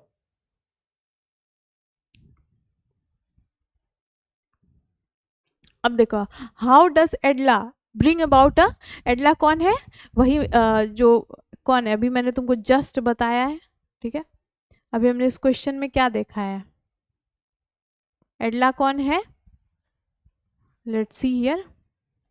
चलो तुम जल्दी कमेंट करके बताओ एडला कौन है, अभी टेस्ट हो जाएगा कि तुम कितने ध्यान से देख रहे हो। तुम्हें इधर नहीं देखना है, चलो कमेंट में बताओ एडला कौन है। जब पेडलर आयरन मास्टर के घर जाता है तो वहाँ उसकी मुलाकात एडला से होती है। एडला कौन है, आयरन मास्टर की बेटी है। कैरेक्टर्स तुम्हें याद रखना बहुत इंपॉर्टेंट है, रिलेशनशिप क्या है कैरेक्टर्स के बीच में। Okay, how does Edla bring about a change in peddler's life. ठीक है, एडला जो है आयरन मास्टर की डॉटर है, is a true redeemer in the red trap, unlike her father who initially invited the peddler out of a mistaken identity and later wanted to drive him away. मतलब Edla iron master की daughter है, जो कि एक तरीके से जो red trap story है उसकी वो ट्रू इंसाइटर है। क्यों, क्योंकि अनलाइक हर फादर, उनके फादर की जैसे कि उनके फादर थे, वो क्या किए, उन्होंने इनिशियली पेडलर को इनवाइट किया, मिस्टेकन, उनको लगा कि पेडलर कोई और है, उनके आइडेंटिटी मिस्टेक से उनको इनवाइट किया। बट जब उनको पता चला कि जो पेडलर है वो जेन्युइन नहीं है, वो उसने चोरी की है, तो वो उसको किस तरीके से धक्के देके बाहर निकलवाने वाला था। बट एडला जो है अपने फादर को रोकती है और उसके बजाय वो क्या करती है, उसको कंपैशन दिखाती है, उसको एक अच्छे से ट्रीट करती है। She insisted he stay at their home for Christmas, वो इंसिस्ट करती है पेडलर को कि वो क्रिसमस में उनके साथ रुके, क्रिसमस साथ में सेलिब्रेट करे, regardless of who he really was. Her kindness was unconditional, she respected his dignity, gave him warmth, food and trust even when she knew he was a thief. एडला को पता था कि वो थिफ है, चोर है। डिस्पाइट दैट उसने क्या किया, उसको क्रिसमस में रुकने को कहा, बहुत ही काइंड जनरस वे में उसको ट्रीट किया, उसको खाने को दिया, उसको एक ट्रस्ट दिखाया। तो this unconditional respect deeply move the peddler. For the first time he experienced acceptance without judgment. First time उसको ये एक acceptance फील आया बिना किसी जजमेंट के। अब तक तो उसको दुनिया जज कर रही होगी क्योंकि वो एक रेड ट्रैप बेचने वाला था, ठीक है। वो अपने सर्वाइवल के लिए कभी चोरी कर लेता था तो कभी इस तरीके से अपने सर्वाइव कर रहा था। बट पहली बार उसको एडला के थ्रू वो एक कंपैशन, एक काइंडनेस फील हुआ कि बिना जजमेंट के उसको समझा जा रहा है। तो on leaving he return the stolen 30 kronor. जब वो वहाँ से रिटर्न हो रहा था तो 30 क्रोनॉर जो उसने चुराए थे वो वहाँ रख कर एक नोट रख देता है जिस एडला के लिए एक एज अ क्रिसमस गिफ्ट, जहाँ पे उसने साइन किया है captain von Stahl. Atlas empathy proves that love and respect can reform even a hardened soul. She embodies stories moral center. इस तरीके से एडला का जो काइंड और कंपैशनेट बिहेवियर है वो एक मोरल एक इंसान के किसको दिखाता है, मोरालिटी को दिखाता है। तो एक सेंट्रल थीम है, एक सेंट्रल रोल है एडला का स्टोरी में कि उसके काइंड और कंपैशनेट बिहेवियर, एक जो रिस्पेक्ट उसने दिया पेडलर को, उससे एडलर का उससे जो है उस जो चोर भी, सोचो चोर का भी दिमाग बदल गया और उसने जो पैसे चुराए थे वो रख कर एक नोट रख के एज अ क्रिसमस गिफ्ट वहाँ से चला गया। तो किस तरीके से काइंडनेस, कंपैशन किसी व्यक्ति के स्वभाव को बदल सकती है ये हमें एडला से देखने को मिलता है, ठीक है। तो इस तरीके से एडला ने चेंज लाया था पेडलर की लाइफ में। अब देखो इंडिगो के कुछ क्वेश्चंस देखते हैं हम। इंडिगो किसने लिखा है? लुई फिशर ने लिखा है। Why did Gandhiji consider his Champaran visit a turning point in India's freedom struggle? क्यों गांधी जी को Champaran visit as a turning point लगा इंडिया के फ्रीडम के लिए? चंपारण जो कि 1917 में हुआ था, तो क्यों गांधी जी को ऐसा लगा कि जो चंपारण विजिट था एक टर्निंग पॉइंट था इंडिया फ्रीडम स्ट्रगल के लिए? ठीक है, ये क्वेश्चन है, इसका हमें आंसर लिखना है। तो सबसे पहले हम डिस्क्राइब करेंगे क्या कि गांधी जी का जो विजिट था चंपारण में 1917 में ये एक टर्निंग पॉइंट था। क्यों? क्योंकि उनका फर्स्ट एक्टिव इन्वॉल्वमेंट था इंडिया की फ्रीडम मूवमेंट में, जहाँ पे बहुत ही मास में लोग आए थे, masses, that means large amount of people, and through mass civil disobedience the British planters forced peasants to grow indigo on 15% of their land. ठीक है, तो ब्रिटिश ने क्या कहा था कि 15% ऑफ देयर लैंड में वो इंडिगो लगाएंगे और वो क्या करेंगे, उससे टैक्स कलेक्ट करेंगे और उसको वो एक फिक्स प्राइस पे सेल करेंगे। Living farmers poor and oppressed, इस तरीके से फार्मर्स को कितनी दिक्कत होती। तो ये देखते हुए फार्मर्स ने रिक्वेस्ट किया था गांधी जी को चंपारण आने के लिए, और फिर गांधी जी चंपारण आए और वहाँ से ये सत्याग्रह जो है वो स्टार्ट हुआ। ठीक है, तो अब देखो Gandhiji arrived on the request of Rajkumar Shukla, a determined peasant. Instead of direct confrontation, he adopted non-violence resistance. He collected testimonies, mobilized farmers, exposed the exploitation. Despite attempts by officials to drive him away, Gandhiji remained firm. Despite जो वहाँ के officials थे वो इनको भगाना चाह रहे थे, still वो डटे रहे और वो लगे रहे अपने इस movement को सफल करने में, और Gandhiji remained firm. Eventually, an inquiry committee was formed and the landlords had to refund money to the peasants. This victory instilled confidence among the farmers and ordinary Indians that they could resist British authority through truth and non-violence. इस तरीके से गांधी जी के बताए non violence के मार्ग और सच्चाई से किस तरीके से लोगों में ये कॉन्फिडेंस आ गया कि वो अपने राइट के लिए, अपने हक के लिए एक पीसफुल वे में आवाज़ रख सकते हैं। और फाइनली क्या हुआ, एक इंक्वायरी बैठी और इनके जो मांगे थे वो पूरी हुई। ठीक है, चलो, What role did ordinary people play in the Champaran movement? जो ऑर्डिनरी लोग थे उन्होंने क्या रोल प्ले किया था चंपारण मूवमेंट में? चलो देखते हैं। तो चंपारण जो मूवमेंट था वो सक्सेसफुल था इसलिए क्योंकि जो एक्टिव पार्टिसिपेशन था ऑर्डिनरी पीपल का वो बहुत ज़्यादा था। जैसे वन ऑफ द कैरेक्टर्स है Rajkumar Shukla, a poor but determined peasant, was the one who persuaded Gandhi to come to Champaran, proving the grassroots initiative could spark great change. जो राजकुमार शुक्ला है वो एक गरीब पीजेंट थे, उन्होंने गांधी जी को रिक्वेस्ट किया कि चंपारण आए और किस तरीके से ग्रास रूट लेवल पे हुए इस काम कितना एक बड़े स्पार्क के रूप में तुम्हें देखने को मिला, ये बताता है। ठीक है। Thousands of peasants supported Gandhiji, attending meetings and sharing their grievances despite fear of punishment from landlords. Local volunteers, including students and teachers, joined to spread awareness and assist Gandhiji. सब ज्वाइन किए, सब ने गांधी जी को assist किया, women भी participate किया और इस तरीके से जो है गांधी जी ने एक्सपेंड किया इस मूवमेंट को सोशल रिफॉर्म के लिए। तो ये जो किसका कलेक्टिव एफर्ट था, पीजेंट्स के करेज का, जो कि उनको फील हुआ फर्स्ट टाइम कि वो उनको एक्सप्लॉयटेशन हो रहा है, इसलिए गांधी जी ने एम्फिसाइज किया कि freedom was not possible without the involvement of common people. क्या कभी आज़ादी मिलती अगर सारे लोगों का इन्वॉल्वमेंट नहीं होता? कॉमन पीपल का, आम आदमी का इन्वॉल्वमेंट हर चीज़ में ज़रूरी है अगर हमें उसे सक्सेसफुल बनाना है। जब तक हम अपने हक के लिए आवाज़ नहीं उठाएंगे तब तक कुछ नहीं होगा। तो इस तरीके से ऑर्डिनरी पीपल ने एक बहुत ही सिग्निफिकेंट रोल प्ले किया चंपारण मूवमेंट में। ठीक है। अब जो इम्पोर्टेंट पॉइंट्स हैं जैसे क्या पनिशमेंट है, पीजेंट का सपोर्टर था, चंपारण है, तो इस राजकुमार शुक्ला है जो कि एक कैरेक्टर है, तो इस तरीके के पॉइंट को अंडरलाइन कर देना एंड स्टोरी याद रखो बस।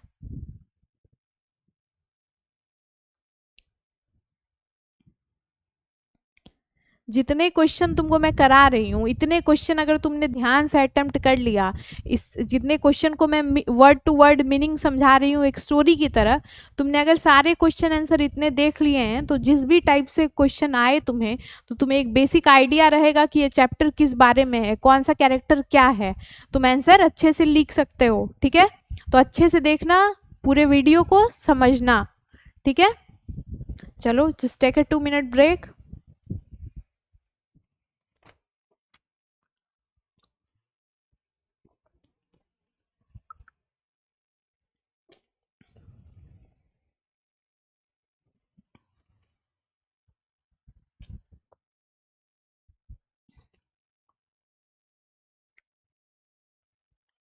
How does a poet portray the theme of ageing in my mother at 66? कैसे जो स्टोरी माई मदर एट 66 एक पोएम है जिसको कमला दास ने लिखा है, तो क्या पूछा जा रहा है कि किस तरीके से पोएट ने पोर्ट्रे किया है, मतलब कमला दास ने पोर्ट्रे किया है theme of ageing in my mother at 66।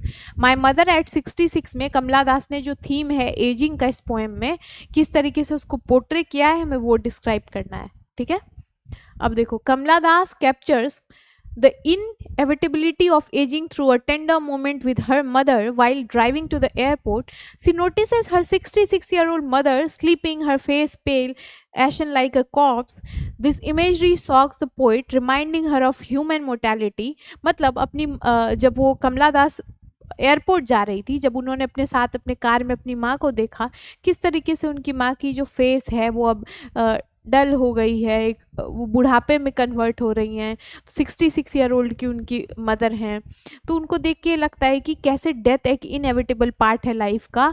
तो ये वो देखकर बहुत दुख में है, क्योंकि अगर कोई भी अपने आप पेरेंट्स को अगर देखो कि वो एज्ड हो रहे हैं तो एक अंदर से आपको दुख महसूस होता है। जस्ट लाइक दैट कमला दास ने अपने पोएम माई मदर एट 66 के थ्रू उस ग्रीफ को बताया है। इसलिए जो इस पोएम का सेंट्रल थीम है वो क्या है, एजिंग, मतलब किस तरीके एजिंग के बारे में, किस तरीके से वो अपनी मदर को बूढ़ा होते हुए देख के एक दुख में है। Ageing here is not just physical decline but also emotional distance. Ageing का मतलब सिर्फ फिजिकल डिक्लाइन नहीं है, बट कैसे एक इमोशनल कनेक्ट को डिस्क्राइब कर रही हैं। The mother who once nurtured her is now fragile and nearing the end of life. ठीक है। To escape the painful thought, the poet shifts her gaze outside to young trees and children, symbols of vitality and renewal, yet the mother's image remains, highlighting the contrast between youth and decay.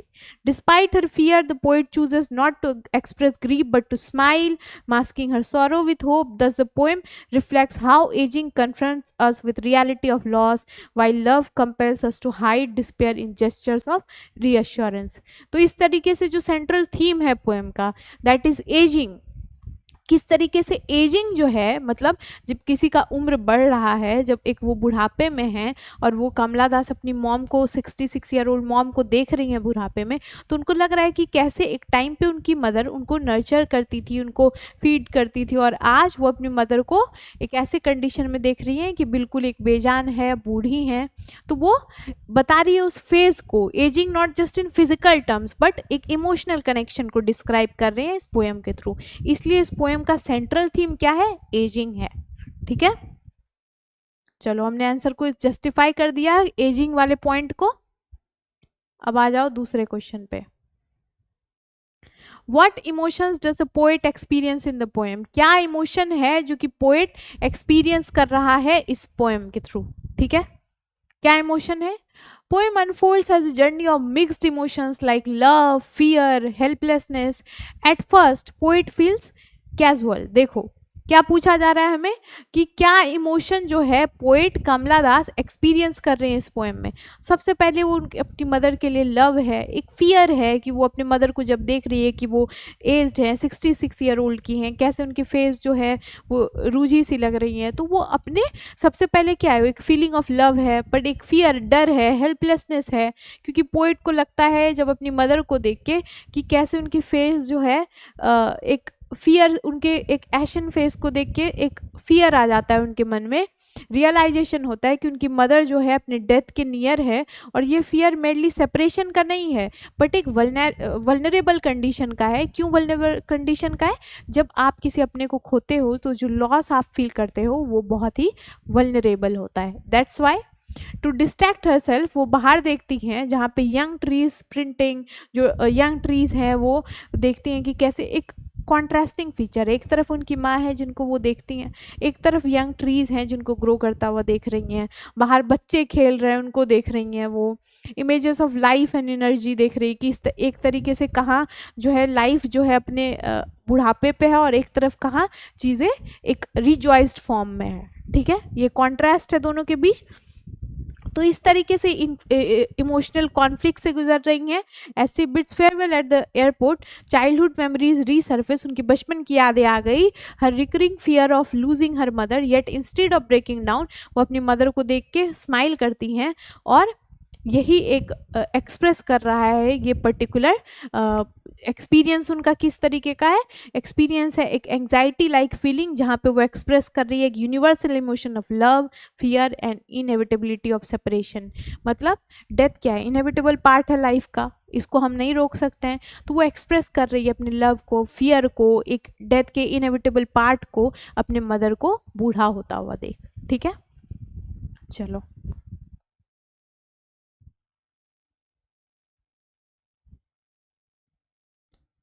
ये देखो, इस question को देखना important है। Explain the imagery. Imagery क्या होता है? उस दिन मैंने बताया है तुम सबको अपने मैराथन सेशन में, इमेजरी क्या है जल्दी बताओ। अच्छे से एक्सप्लेन किया है मैंने, क्या है imagery?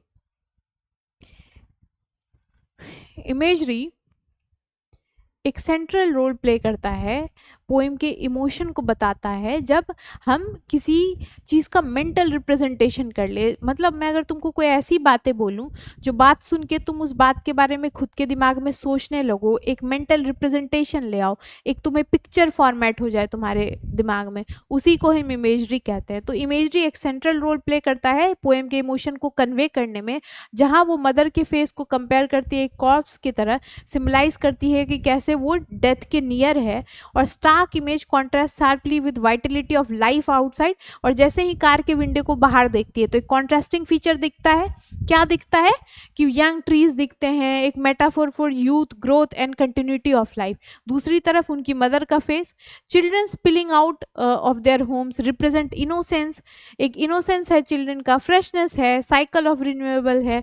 This lively images provide a relief from the haunting image of her mother's frailty, yet they also yet they also intensify the contrast between ageing and youth. किस तरीके से एजिंग और यूथ, एक तरीके से अपनी मदर को देख रही हैं कि कैसे वो एज्ड हैं, एज्ड हो रही हैं, कैसे बुढ़ापे के करीब हैं। एक तरफ बाहर जब वो कार के विंडो से देखती हैं तो दूसरी तरफ की दुनिया उनको दिखती है, बच्चे हैं जो खेल रहे हैं, प्लांट है, ट्रीज है जो ग्रो कर रहे हैं। तो उनको लगता है एक तरफ एक फेज है जो यंग फेज में है और एक तरफ एक फेज है जो कि अपने एजिंग फेज में है।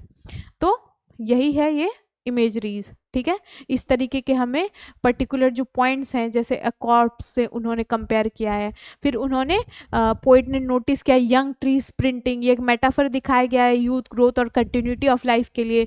फिर children spilling out of their homes. तो ये सब जो पॉइंट्स है ना बच्चों, ये सारे पॉइंट्स तुम्हें याद रखने हैं। इमेजरी क्या होती है, क्या क्या मेटाफर यूज़ किए गए हैं, ये सब तुम देख कर याद कर लेना। कुछ इंपॉर्टेंट पॉइंट्स होते हैं जो तुम्हें ज़रूर नोट करें। अब तुम्हें इमेजरी के बारे में आ गया पूछने को, तुमने स्टोरी डिस्क्राइब कर दी, ऑब्वियसली तुम्हें नंबर नहीं मिलेंगे। जो पूछा जा रहा है हमें वो उसी को लिख के हाईलाइट करना है, ठीक है। तो बहुत छोटे छोटे डिटेल्स हैं जो तुम्हें पता होने चाहिए।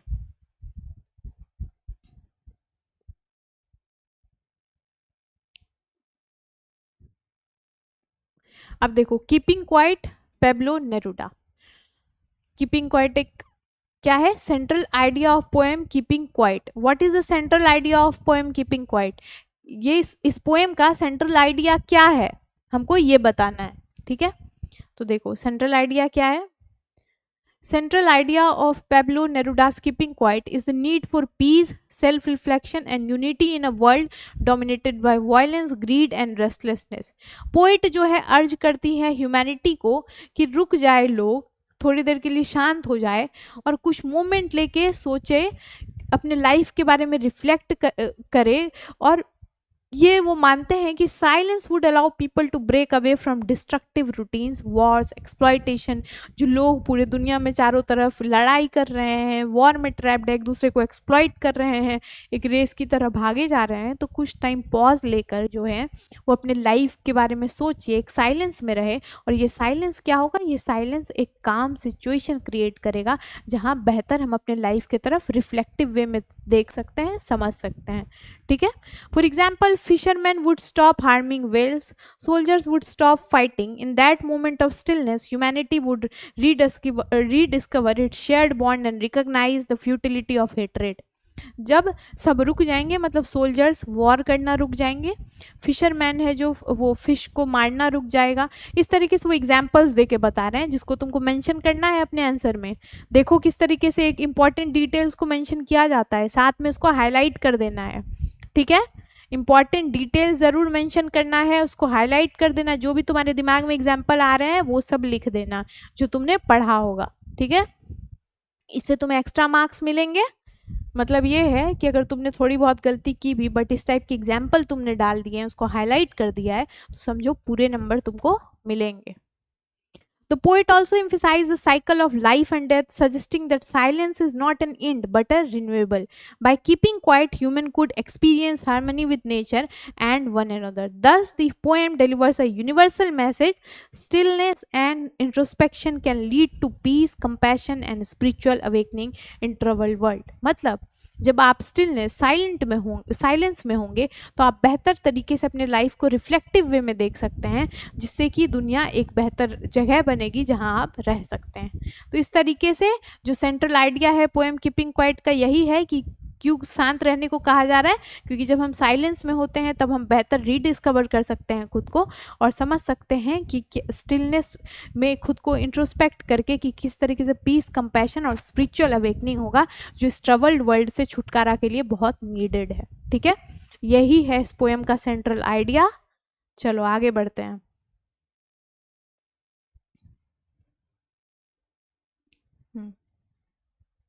अ थिंग ऑफ ब्यूटी है जो कि जॉन किट्स ने लिखा है। वो बोलते हैं, what is the central theme of the poem a thing of beauty? क्या सेंट्रल थीम है पोएम का जिसका नाम है a thing of beauty? John Keats के द्वारा लिखा गया है, एक रोमांटिक पोएम है। Central theme of John Keats a thing of beauty is eternal and transformative power of beauty. ये ब्यूटी के इंटरनल और ट्रांसफॉर्मेटिव पावर को डिस्क्राइब कर रहे हैं अ थिंग ऑफ ब्यूटी में, जिसमें वो बताते हैं कि beauty is not superficial, it provides spiritual nourishment and uplifts the human soul. The poem suggest the amid human suffering, despair and negativity, beauty offers consolation and hope. किस तरीके से beauty एक कंसोलेशन प्रोवाइड करती है, एक hope provide करती है. कहीं ना कहीं ये क्या है, एक स्पिरिचुअल अपलिफ्टमेंट है. साथ ही the poems natural elements like trees, flowers, clear streams and the shade they provide symbolize eternal joy. ठीक है, इस सारे पॉइंट्स को मेंशन करना. देख रहे हो कैसे आंसर स्ट्रक्चर्ड वे में आ रहे हैं.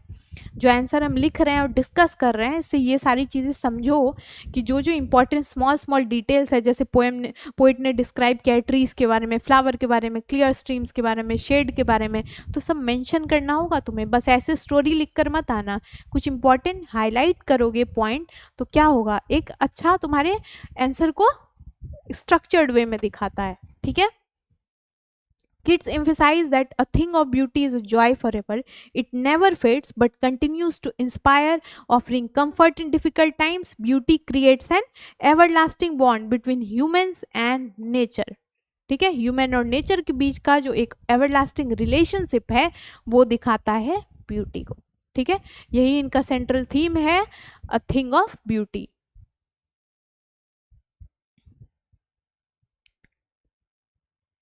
चलो, अब हमने जो है फ्लेमिंगो के जितने भी इम्पॉर्टेंट क्वेश्चन हैं उस पार्ट को हमने कवर कर लिया है. ठीक है, जितने इम्पॉर्टेंट क्वेश्चन हैं फ्लेमिंगो से रिलेटेड उसको कवर कर लिया है.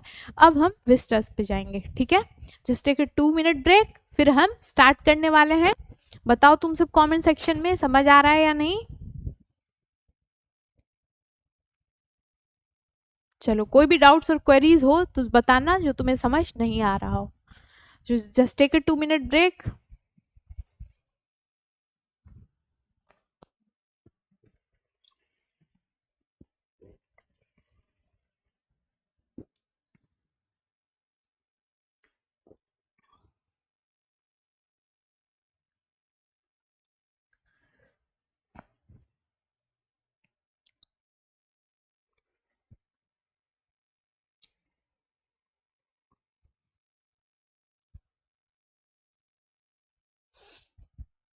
चलो स्टार्ट. अब हम देखते हैं विस्टर्स में हमारे पहले चैप्टर को, जो कि है द थर्ड लेवल, जिसको लिखा है जैक फिनी ने. What is the significance of the third level in the story. Story में थर्ड लेवल का क्या सिग्निफिकेंस है. ठीक है, थर्ड लेवल एक स्टोरी है जिसमें जो पर्टिकुलर टर्म है थर्ड लेवल. अब इस टाइप के क्वेश्चंस मैं तुमको क्यों सॉल्व कराती हूँ बताओ. जो इस टाइप के क्वेश्चंस है ना, जो पर्टिकुलर जो तुम्हारे स्टोरी का टैगलाइन टाइटल है उससे रिलेटेड बहुत सारे क्वेश्चन आते हैं उसके सिग्निफिकेंस को दिखाने के लिए.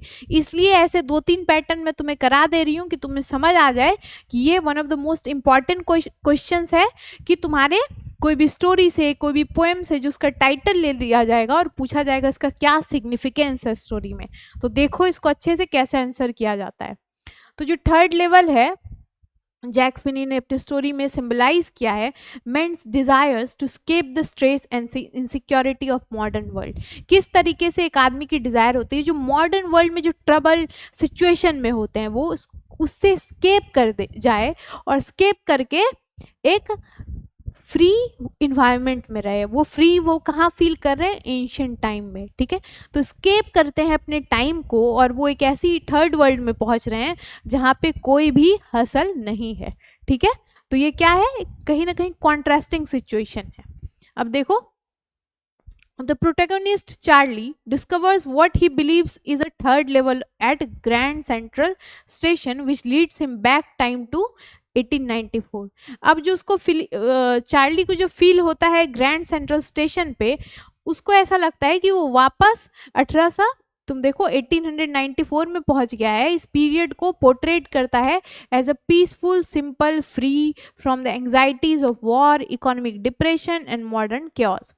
ये टाइम को वो कैसे सिंबलाइज कर रहा है, 1894 का टाइम ऐसा टाइम है जहां वो एंग्जाइटी से फ्री है, कोई वॉर नहीं है, कोई भी ऐसे इकोनॉमिक एक्सप्लॉयटेशन नहीं है, कोई स्ट्रेस नहीं है, बट एक कामफुल स्टेज है. ठीक है, इसलिए वो खुद को इमेजिन कर रहा है कि वो ऐसे टाइम लाइन पे पहुंच गया है जहाँ पे वो बहुत ही काम फील कर रहा है.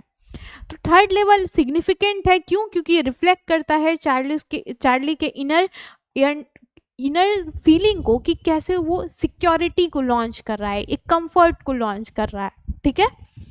हिज साइकेट्रिस्ट, उसकी जो साइकेट्रिस्ट है सैम, वो इंटरप्रेट कर रही है as a psychological escape from modern day worries. वो एक तरीके से क्या इंटरप्रिटेशन इस पर्टिकुलर स्टोरी में पोर्ट्रे कर रही है कि जो आज के टाइम की जो स्ट्रेस है, जो मॉडर्न टाइम की स्ट्रेस है, उससे खुद को स्केप कैसे कर रहे हैं, ठीक है। Now however, the twist arises when Sam himself vanishes and sends a letter from the past, suggesting that third level might be real. तो किस तरीके से वो जो एक नोट और लेटर लिख कर जाती है, तो क्या है, ये एक स्टोरी में दिखा रहा है कि ये कोई इमेजिनरी वर्ल्ड नहीं है, बट कहीं ना कहीं लग रहा है कि ये सच में हुआ है, ठीक है। किसको लग रहा है? चार्ली को, ठीक है। Now thus the third level becomes a metaphor for human escapism. इस ये एक मेटाफोरिकली डिजाइंड तुम्हारी स्टोरी है जिसमें थर्ड लेवल क्या है? थर्ड लेवल एक ऐसी रियलिटी है जो कि पोएम्स जो कि चार्ली जो है स्केप करके उस वर्ल्ड में पहुंचा है, जो मॉडर्न टाइम का स्ट्रेस है उससे दूर जाके एक ऐसे टाइमलाइन पे 1894 की टाइमलाइन पे जहाँ पे वर्ल्ड एक पीसफुल स्टेज है जहाँ वो रह रहा है, ठीक है। यही है द थर्ड लेवल। चलो अब हम द टाइगर किंग देखते हैं। टाइगर किंग जो कि काल्की ने लिखा है, ठीक है। Why is the Maharaja called the tiger king? Maharaja को टाइगर किंग क्यों कहा जाता है? टाइगर किंग ही स्टोरी का नाम है और तुम्हें ये पूछा जा रहा है महाराजा जो हैं उनको टाइगर किंग क्यों कहा जाता है, ठीक है। यही स्टोरी है जिसको देखना है, क्यों कहा जाता है। चलो देखते हैं। जो महाराजा हैं प्रतिबंधनापुरम के, उनको टाइगर किंग कहा जाता है, क्यों? क्योंकि बर्थ के टाइम पे, जो महाराजा के बर्थ के टाइम पे एस्ट्रोलॉजर्स ने क्या प्रिडिक्ट किया था? एस्ट्रोलॉजर्स ने प्रिडिक्ट किया था कि इनकी जो मृत्यु है वो टाइगर के द्वारा होगी, टाइगर के द्वारा ही ये मारे जाएंगे। तो इस वजह से जो महाराजा हैं वो उनका नाम टाइगर किंग रखा गया है। Determined to prove the prophecy wrong, इस एस्ट्रोलॉजर की प्रिडिक्शन को रॉन्ग प्रूव करने के लिए किंग ने डिक्लेयर कर दिया war against tigers and vowed to kill at 100 of them. और उसने एक संकल्प लिया कि वो टोटल 100 टाइगर को मारेगा, क्योंकि जो एस्ट्रोलॉजर की बात थी उसको रॉन्ग प्रूव करना था। तो इस तरीके से क्या होता है, his obsession with tiger hunting earned him the title the Tiger King. So over the years he killed many tigers to safeguard his life, often ignoring the responsibilities of good governance. His very identity became tied to his tiger hunts and people feared his ruthlessness in this matter. मतलब अब जो उसकी ये एक obsession बन गई कि वो टाइगर हंटिंग पे जाने लगा, उसने बहुत सारे टाइगर्स को मारना स्टार्ट कर दिया। क्यों? जस्ट बिकॉज जो एस्ट्रोलॉजर्स की कहीं भी प्रिडिक्शन थी उसको रॉन्ग प्रूव करने के लिए, ठीक है। इनलेस नंबर ऑफ टाइगर्स उन्होंने मारे। अब होता क्या है, लेट्स सी हियर। एक बहुत ही इंटरेस्टिंग स्टोरी है। Now ironically despite killing 99 tigers को मारने के बाद जब वो 100th टाइगर को मारने के लिए जाते हैं तब क्या होता है, he was killed by a wooden toy tiger. Just imagine कि उन्होंने 99 रियल टाइगर्स को मार दिया और लास्टली वो किसके द्वारा मारे जाते हैं, एक वुडन टॉय टाइगर के द्वारा, जो टाइगर का टॉय होता है उसके द्वारा वो मारे जाते हैं। A trivial object thus fulfilling the prophecy, the title tiger king is therefore both literal because of his hunts and symbolic, highlighting his arrogance and the futile attempt to defy destiny.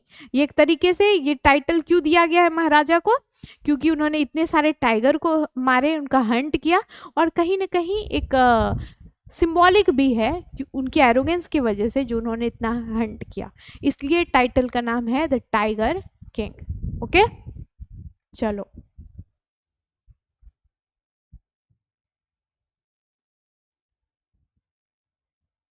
अब हम ये देखते हैं journey to the end of earth, जिसको तिशानी दोषी ने लिखा है।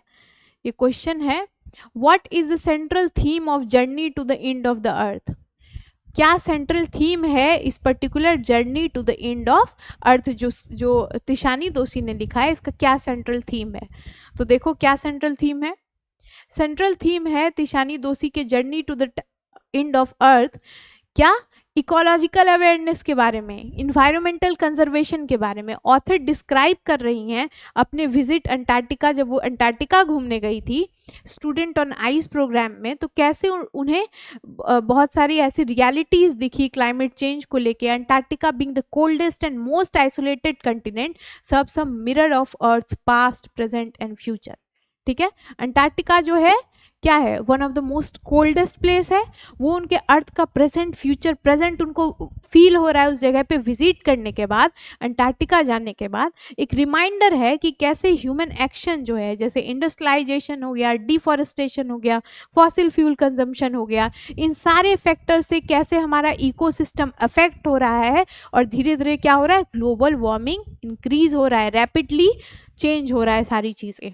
Now, the narrator emphasized that Antarctica has no history of human settlement, making it a pristine place to study the impact of global warming.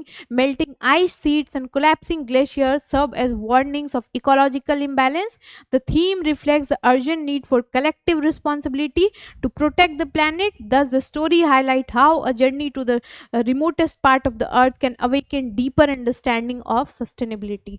क्या दिखाता है कि किस तरीके से जो लोगों की हरकत की वजह से क्या हो रहा है, इन्वायरमेंट पे इतना बुरा असर पड़ रहा है कि जब वो अंटार्कटिका जाती हैं एक ट्रिप के लिए, तो वहाँ उनको ये फील हो रहा है कि कैसे ह्यूमन के एक्शन की वजह से, डिफॉरेस्टेशन की वजह से, इंडस्ट्रियलाइजेशन की वजह से, ऐसे सारे फैक्टर्स की वजह से जो है अंटार्कटिका जैसी खूबसूरत जगह है, जो कि एक बहुत अच्छी अर्थ की हिस्ट्री है, उसको धीरे धीरे हम क्या कर रहे हैं? वैनिश कर रहे हैं। तो उनको एक इम्पॉर्टेंस फील होता है कि हमें इन्वायरमेंट कंजर्वेशन पे, प्रोटेक्शन पे काम करना चाहिए। ठीक है, यही है स्टोरी का जो central theme, journey of the end of earth. Okay बच्चों, तो चलो इतना जो हमने डिस्कस किया, जितने तुम्हारे इम्पॉर्टेंट चैप्टर्स हैं, जितने इंपॉर्टेंट क्वेश्चंस हैं, डिफरेंट टाइप्स के क्वेश्चन को मैंने इस सेशन में बताया। थीम को हमने देखा कि कैसे थीम से रिलेटेड क्वेश्चन को सॉल्व करते हैं, टाइटल्स से रिलेटेड सिग्निफिकेंस को हम कैसे डिस्क्राइब करते हैं, कैरेक्टर को कैसे डिस्क्राइब करते हैं, कुछ क्वेश्चन जो मेटाफिजिकली वे में पूछा जा रहा है उनको हम कैसे आंसर करते हैं। तो आंसर के साथ साथ हमने स्टोरी की भी थोड़ी बहुत इंसाइट समझी, जिससे तुम्हें समझ आए कैसे आंसर लिखना है। 3 इंपॉर्टेंट स्टेप बताया तुमको मैंने। सबसे पहले इन्फॉर्मेशन होगा जो तुम्हें क्वेश्चन पूछा जा रहा है, फिर मेन कंटेंट होगा जिसमें तुम लिखोगे जो एज इट इज़ जो क्वेश्चन पूछा जा रहा है उसका आंसर, उसको हाईलाइट करते जाओगे, अंडरलाइन करते जाओगे जो इंपॉर्टेंट की टर्म्स है, और लास्टली तुम कंक्लूड कर दोगे। ठीक है, यही पैटर्न है क्वेश्चन के आंसर करने का। आई होप इस सेशन से जितने इम्पॉर्टेंट सेक्शंस थे, जो इम्पॉर्टेंट पॉइंट्स थे जिसके रिगार्डिंग क्वेश्चन आ सकते थे, जैसे थीम से रिलेटेड क्वेश्चन आते हैं, मेटाफरिकली किसी चीज़ को रिलेट करने क्वेश्चन आते हैं, फिर टॉपिक से रिलेटेड उसके सिग्निफिकेंस को पूछा जाता है, कैरेक्टर से रिलेटेड क्वेश्चन आते हैं, तो सारे टाइप के क्वेश्चन मैंने इस सेशन में तुम्हें करा दिया है। अब डिटेल में अच्छे से सारे क्वेश्चन को प्रैक्टिस करो, और जो भी जो इंपॉर्टेंट पॉइंट्स हैं, जो छोटे छोटे मैंने तुमको बताया कि हिडन पॉइंट्स होते हैं, जैसे कि कैरेक्टर ने क्या पहना है, क्या इस इंपॉर्टेंट चीज़ के बारे में बात कर रहे हैं, क्या कॉन्ट्रास्टिंग सिचुएशन है, इनको दिमाग में बैठा लो ताकि तुम इनको आंसर के अंदर पुट ऑन करके उसको हाईलाइट करके आओ, तो तुम्हारा आंसर बहुत ही प्रेजेंटेबल दिखे और तुम सबके बच्चों बहुत अच्छे नंबर आए। ठीक है, तो अच्छे से अपने तैयारी करो। All the best. I hope कि इस सेशन से तुम्हें कुछ सीखने को मिला होगा। सो अगर कुछ सीखने को मिला तो अपने फ्रेंड्स से भी शेयर करो and keep subscribing. Thank you.